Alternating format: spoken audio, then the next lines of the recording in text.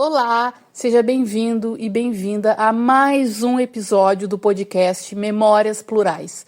No episódio Formação e Expansão do Conceito de Patrimônio Cultural, vamos falar sobre patrimônio cultural, as suas transformações ao longo do tempo e os desafios da sua preservação. Vamos entender como que o conceito de patrimônio evoluiu e como, apesar dos avanços, ainda existem desigualdades na forma como esses bens são reconhecidos.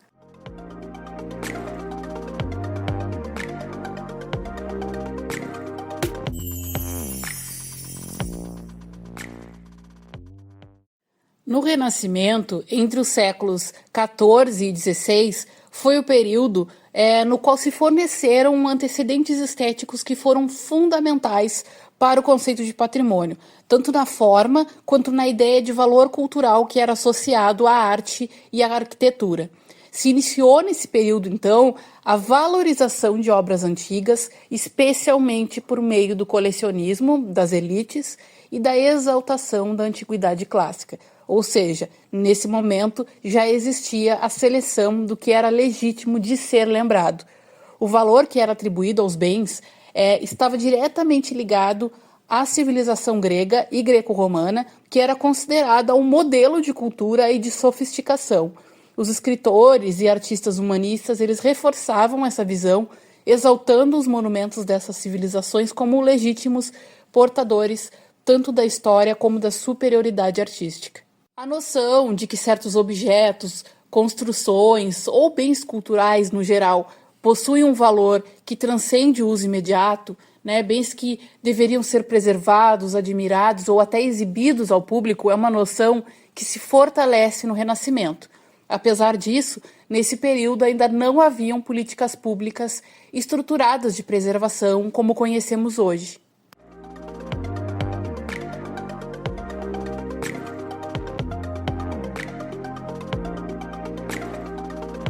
Foram as condições criadas pela Revolução Francesa que acabaram estimulando essa necessidade de preservação dos monumentos. A expropriação dos bens da igreja, da coroa e da aristocracia acabou impulsionando a necessidade de proteção estatal. Então, nesse contexto, nasce o interesse pela preservação como uma ação política, mas também cultural. Era preciso proteger os monumentos do passado, mas mais do que isso, era preciso reconfigurar os seus significados. Por quê? Porque o novo governo precisava se legitimar e a proteção dos bens culturais serviu para isso. Transformou antigos símbolos do poder monárquico em marcas da identidade nacional em construção. A Revolução Francesa, então, pode ser considerada o marco do nascimento da proteção institucional do patrimônio cultural. Foi ali que se criou pela primeira vez um órgão público responsável por zelar por esse legado. O patrimônio, então, ele deixa de ser apenas uma herança privada e passa a ser concebido como um bem coletivo. Acabou sendo vinculado, então, à memória da nação. As construções sociais. Como diz Benedict Anderson, a nação é uma comunidade imaginada, ou seja, ela é uma narrativa criada para gerar coesão, pertencimento e muitas vezes para gerar controle social. A bandeira, os heróis nacionais, os valores do povo brasileiro, tudo isso é parte desse teatro simbólico. O que queremos dizer é que o patrimônio cultural foi uma importante ferramenta nessa busca pela construção de identidade coletiva. Isso acabava criando uma falsa sensação de homogeneidade e, de certa forma, ignorando a diversidade cultural e os múltiplos atores sociais.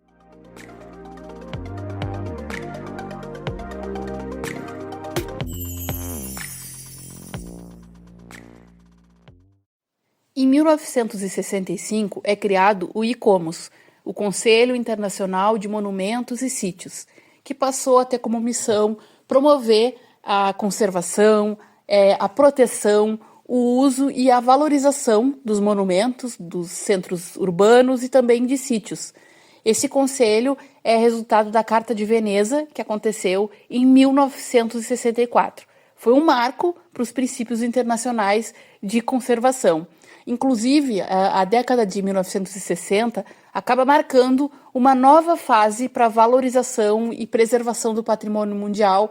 Isso porque, no período da pós-Segunda Guerra, os grupos sociais e étnicos, eles intensificam as suas lutas por direitos políticos e sociais, e a partir daí surge uma tensão pelo reconhecimento e também pelo direito à memória. Apesar desses avanços muito significativos no campo do patrimônio, durante a década de 60, é também nesse período que o mercado turístico se expande e o patrimônio passa a ser incorporado como parte de um produto. Então, por um lado, há o interesse crescente na preservação, na valorização desses bens, e por outro, esse interesse muitas vezes era motivado por fins econômicos, sem um real compromisso com a proteção e com o uso sustentável desse patrimônio. O pós-Segunda Guerra Mundial, como mencionado anteriormente, trouxe muitos desafios para a preservação do patrimônio, e foi nesse período que se forjaram mecanismos para auxiliar na recuperação do desenvolvimento mundial, como, por exemplo, a ONU, a Organização das Nações Unidas, e a Unesco, a Organização das Nações Unidas para Educação, Ciência e Cultura. A Unesco, inclusive, em 1972, adotou a Convenção para a Proteção do Patrimônio Mundial, Cultural e Natural, que foi um marco extremamente importante, mas ainda voltado e centrado no patrimônio material. E foi apenas em 2003 que a Unesco adotou a Convenção para a Salvaguarda do Patrimônio Imaterial, reconhecendo a importância dessas tradições, festivais e práticas culturais das comunidades. Mas será que o patrimônio mundial ele realmente representa a diversidade cultural do mundo? Um olhar mais atento revela desigualdades geográficas e geopolíticas. Segundo a Bianca Tavares, em um estudo sobre a distribuição dos bens reconhecidos pela Unesco, até 1993, 58% dos bens listados estavam na Europa. Já em 2021, essa porcentagem caiu para 47%, mas ainda é uma concentração bastante significativa. Hoje, a distribuição geográfica é a seguinte: 47% dos patrimônios estão na Europa e na América, 24% na Ásia e Pacífico, 8% nos Estados Árabes, 8% na África e apenas 13% na nossa América Latina e Caribe. Além disso, a diversidade nessa lista não significa necessariamente uma maior inclusão das culturas populares. Isso porque muitos dos patrimônios reconhecidos pertencem às elites de cada sociedade. Um exemplo é o reconhecimento das capitais e tumbas do antigo reino Goguryeo, na China, um bem que representa a elite política e não as manifestações culturais cotidianas da população. Então, a diversidade na lista ela não garante uma verdadeira representatividade cultural. E aqui entra outro ponto que é fundamental. Os países, eles também são responsáveis por indicar os bens para o reconhecimento, e essa seleção é feita por órgãos nacionais de patrimônio. E muitas vezes essas instituições são administradas por intelectuais que carregam valores ocidentais predominantes nesse campo. Além disso, as nomeações elas também são influenciadas por questões políticas e interesses governamentais.